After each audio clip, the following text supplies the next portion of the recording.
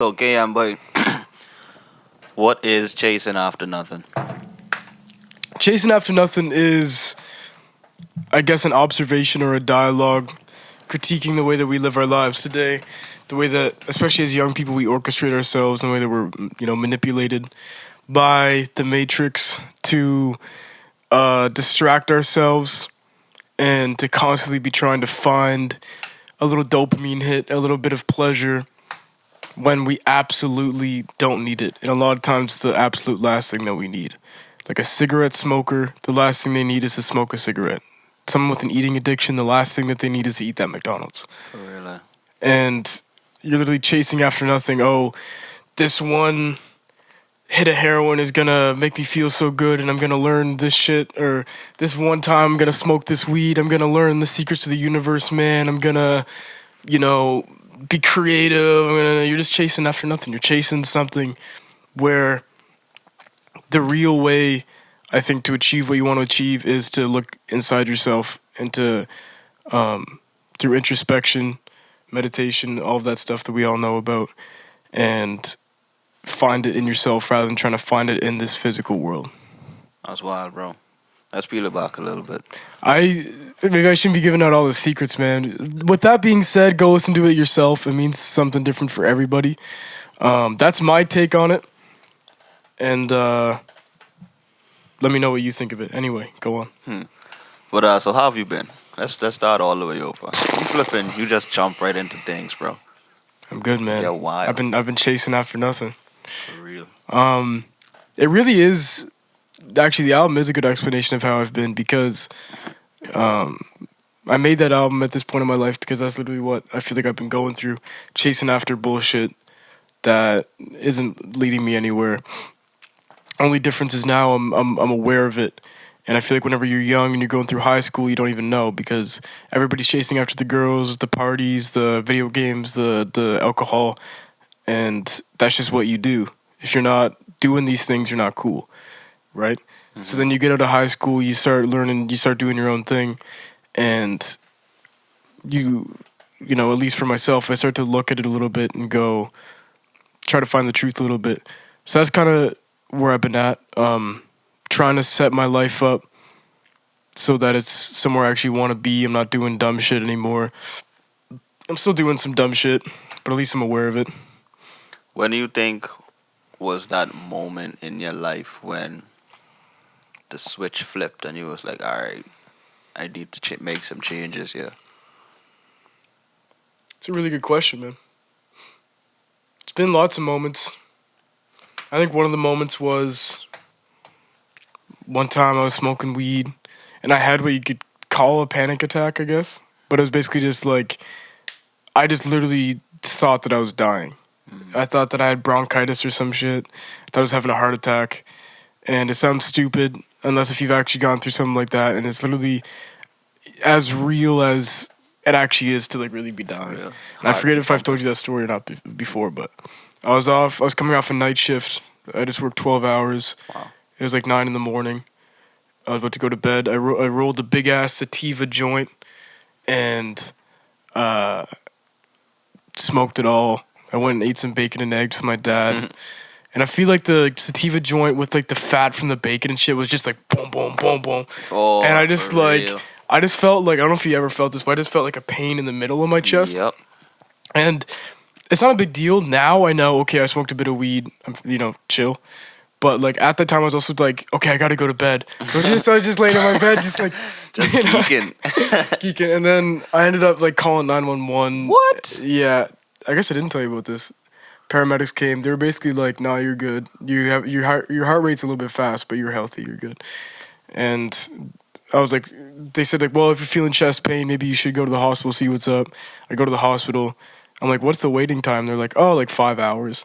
I'm like, and I had to work again at 8 p.m. Yeah. So I was like, that was a really long way of answering that. But that was one thing that made me go, bro, what the fuck am I doing, man? Why am I smoking this shit every day that just makes me feel terrible?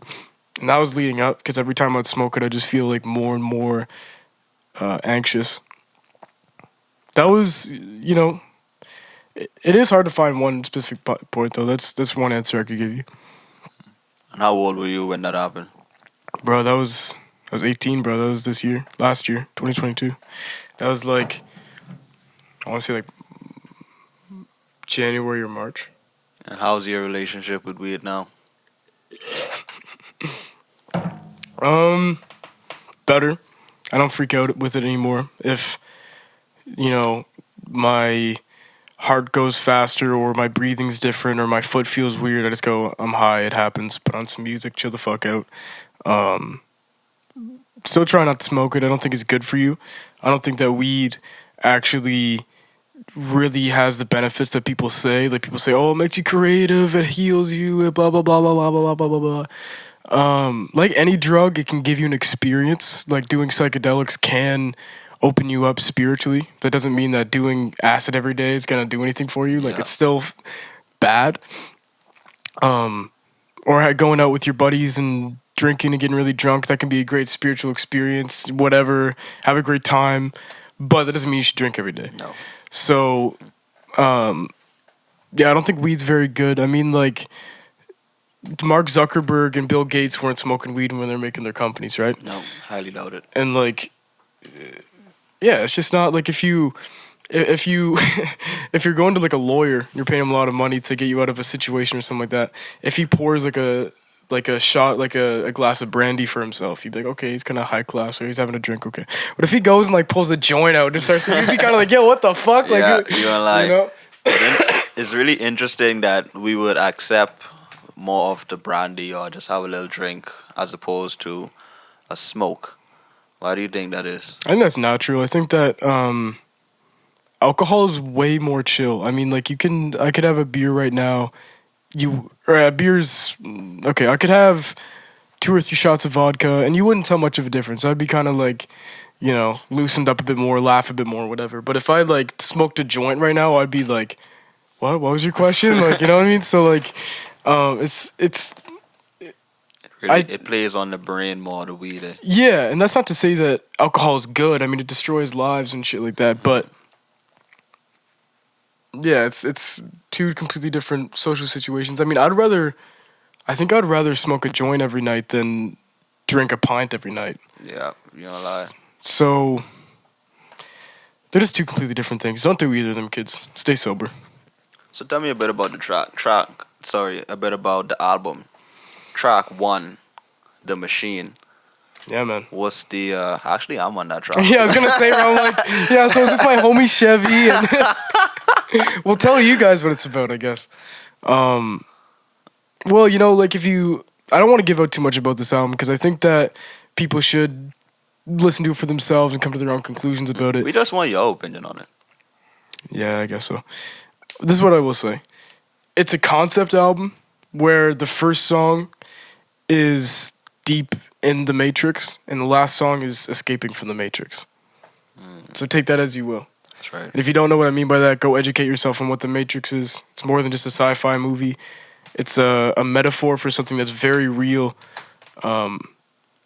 Goes back to, have you ever heard of the story? I think it's Socrates or Plato. I think it's Plato, but it's the puppets in the cave. Yep. You've heard of that? Yeah, I did. So it's like, I'll explain it to them. It's like the story about there's a cave with 3 or 4 people. They've grown up in the cave their entire lives. It's all they've ever known.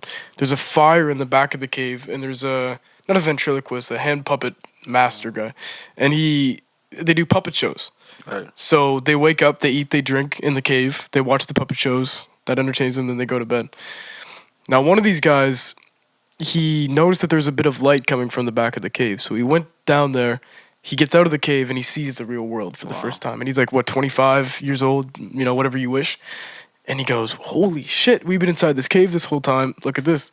And, with the hand puppets, they would have dogs and cows and trees and stuff like that, like with the hand puppets. And he goes out and he sees the actual trees and everything like that. So he goes, oh, I've seen this before from the stories. So he comes back in the cave and he tries to tell everybody, guys, right down here, the real world is so great. There's trees. Mm-hmm. And they look at the thing and they go, we can see trees right here. There's trees at the hand puppets thing. Wow. So the people don't even want to leave the cave. No, they don't. So I think that's the same thing with with how we live right now, man. Like even, boys don't want to go out and socialize with women because they can watch porn. They don't want to go and get a job because they can learn how to sell crypto. Right. Just You know. get EI and stuff like that. Yeah, man. It's like it's replacing the actual natural existence we're all supposed to experience. Yeah. And we all suffer from that in some way, right? Like, I'm not gonna go to the gym and work out. I'm gonna pop an antidepressant instead. Telling you, Or- bro. I hate those pills, bro. For real. And I mean, you know, there's people that genuinely need to be on medication, but come on, not as many people that are on it, right? That's right there. Yeah, man. So that's, you know, I know that right now everybody's talking about the Matrix and how all that shit, you know, and it's kind of got a stigma now where people, it's almost considered like a conspiracy theory Yeah. when it isn't at all. It's just, everybody is in a Matrix. So from the ages up until 7 is basically your programming state. Yeah. So for you to experience reality, you have to have some sort of program to go off of. Okay. What do things mean? What is reality, right? So until the age of 7, you're intaking reality, and it's like it's your imagination. It's like when you're dreaming or something like that. So that's why a kid can be flying on a broom, and it's really like a Yeah, real, bro. yeah, or like it's a real like they're really flying in the air. Or it's a horse or whatever, you know, because reality hasn't yet formed for them. So everybody is in a matrix All right. because everybody is in some sort of a program that was taught to us when we were a kid, Program. up until the age of 7. And interesting in the Matrix movie itself, it said that it's trying to play that, say, our body and mind is a code, like it's a program, Yeah, and literally. the entire world and our system is, say, the entire Like dome- software. software, Yeah, you something know like what I'm that. saying? Yeah, for real. And it's interesting little keywords like programming, because you're really and truly being told that glass is glass, blue is blue, Yeah. etc., This is a etc. coffee table. That's a couch. These are For real, microphones. you know. And if you teach someone at a young age like that, you know, to hate this particular type of person or Yep. to be this particular way, and that's the type of person they can be. They program to 100%. be that way. Unless if they make a choice that, hey, this is bullshit. Yep. That's a hard thing. Most people don't have the strength or the willpower to do that. It's the same thing if you ask a kid, what is education? Oh, it's the thing that you get from school. You know? What's medication? Oh, it's the things that the hospital gives you. Whenever that, it's much more than that. Yeah. You can learn outside of school. You can have medication outside of the hospital, right? So, yeah, or authority, or all these words, or all these different concepts. It's like, you can only educate yourself through these universities and all these things, and we forget that we're creative, amazing beings that can literally do anything, man. How do you think someone could escape the Matrix? Join Hustlers University. No, I'm just joking. I'm just playing. Shout out my boy Tate, yo. No, but That is it. I think, I mean, I don't know if I've had the life experience to really say for sure. I think that it's a few different things. I think it's choosing love and connection over fear.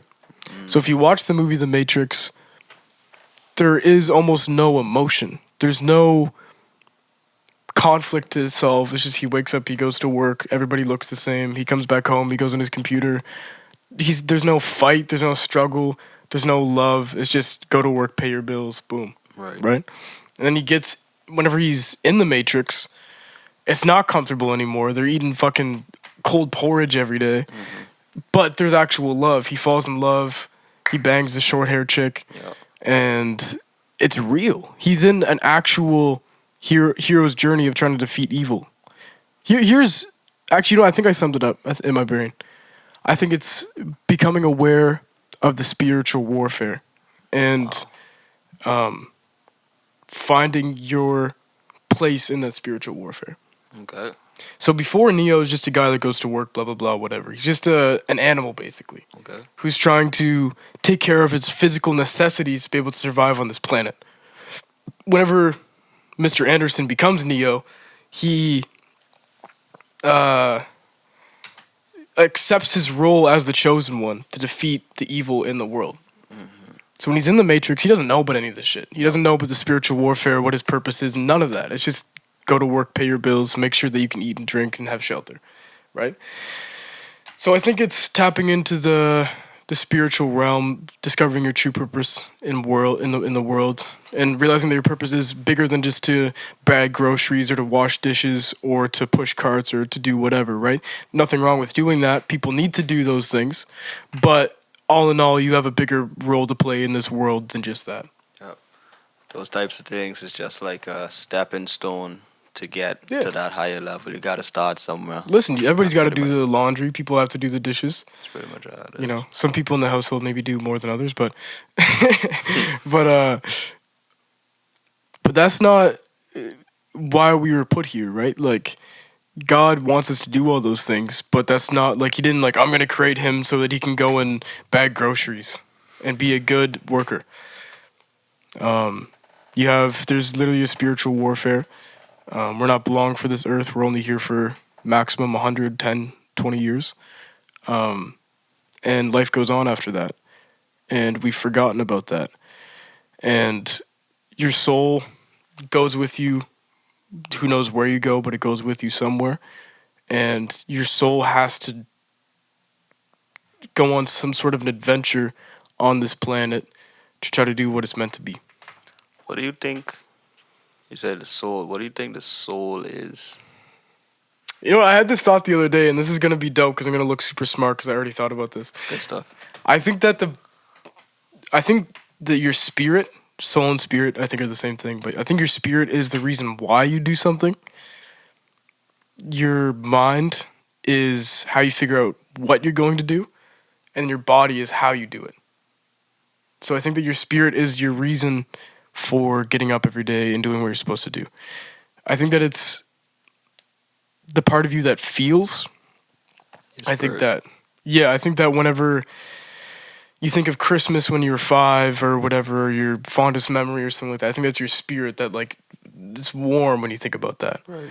Or, you know, with a loved one on the beach, I don't know, whatever. Like if you didn't have a spirit, it would just be go get food, boom, boom, boom, like a robot, right? So that part of us that actually makes us laugh, like how many animals laugh? Not much. And I don't know if other animals have spirits. I'm not gonna claim that I know that, but what is your spirit? Spirit. For me, I think the spirit / soul is the energy that brings us to life. Yep. It's the neurons and it's just that energy. It's just the fact that this piece of flesh and blood is functioning right now. Yeah, I agree with that. Yeah, that's my take on it. And, you know, this energy has to be transferred into something else once this system fails. This programming has done its time. Now, the only thing is, that's a big mystery, is what does this energy get transferred into? Does it get turned into another form of energy? Like, does it get turned into this Twizzly thing or a laptop, whatever, to another being? You know, we can know when we get to that bridge. But I definitely think that the soul is just literally the energy that gets you alive. And then the other thing too is that maybe we have a connected consciousness where our soul is almost the exact same thing. It is. And the devil wants to either destroy it or to corrupt it in some form. And God wants it to be flourishing, creating, infinite. Mm-hmm. Yeah, man. What's your take on, since we're on a spirit topic, what's the take on God? Just in general? Yeah. God 100% absolutely exists, and I think that people have forgotten the meaning of what God is. It's too much meaning to God right now. Yeah. I think it's pretty simple when you boil it down, though. People think of God as a person, or I don't know. I just think that, like, people think that, like, people look at the Bible and look at the stories and go, oh, well, how do you know that happened, man? And dun, and that was so long ago, man. It's like, there were stories. and it's supposed to be a metaphor for this actual real life that we have. God, you have a hierarchy of values, and whatever you value at the most top is what God is for you. Crazy. And whatever your the lowest of it is, or what you despise the most, or where you're afraid of being at the most, is the devil or demon for you. Because demon means take away from God. So anything that takes away God from you. You Yeah,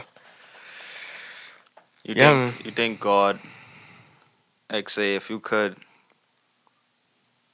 like, say how you could say that this glass is glass.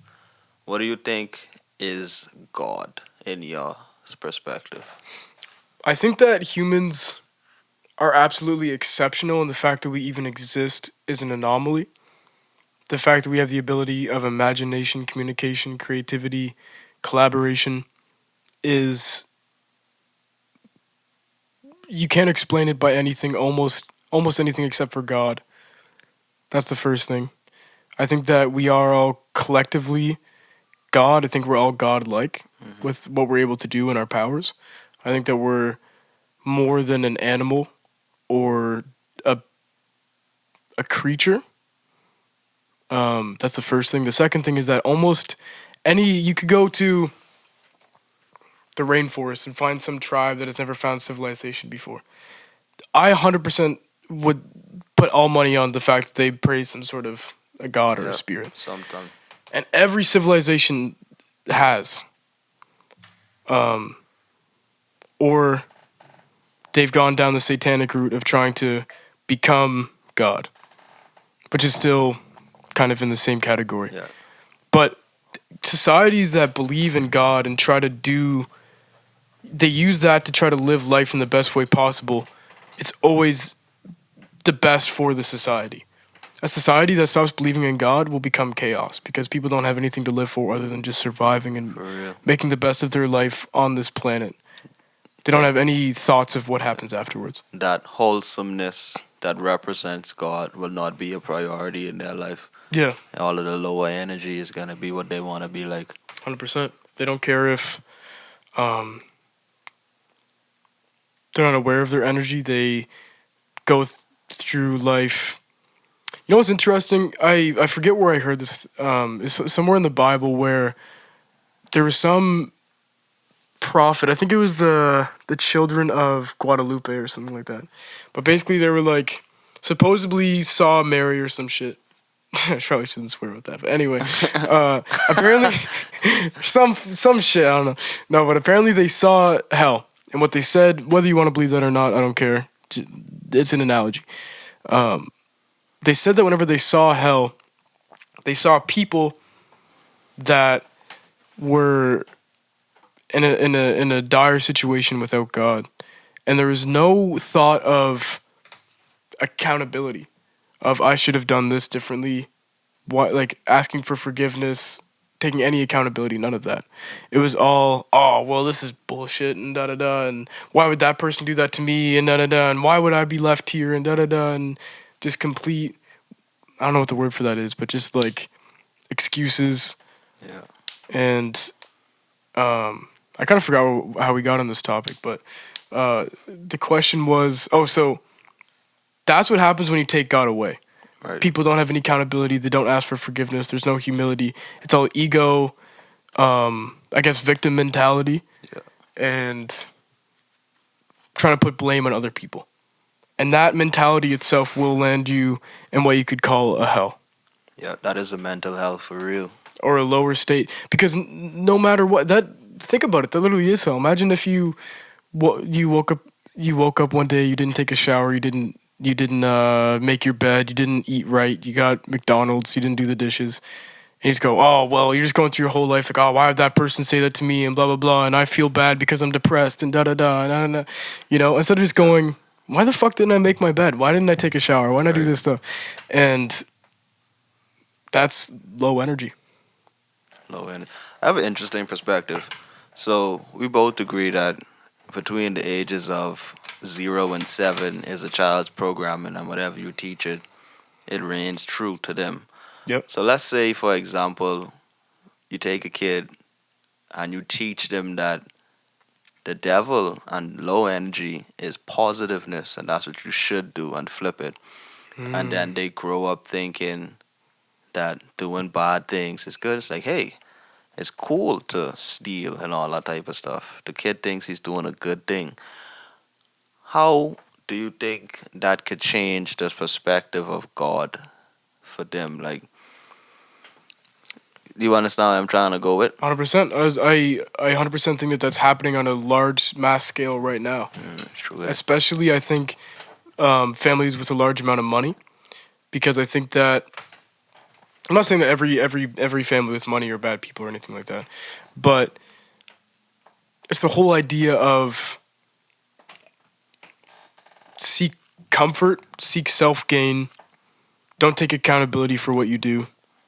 Blame this, blame that. I mean, that's literally what we do right now. Yeah, that's and true. it's actually, if you think about it, this whole matrix or brainwashing or whatever is a way to get people into lower energy, because it's if you feel depressed, it's because of a mental illness. True. You should take this. You should, if you are getting rejected, I'll flip it the other way. So this one's a bit more politically correct, I guess you could say, or accepted.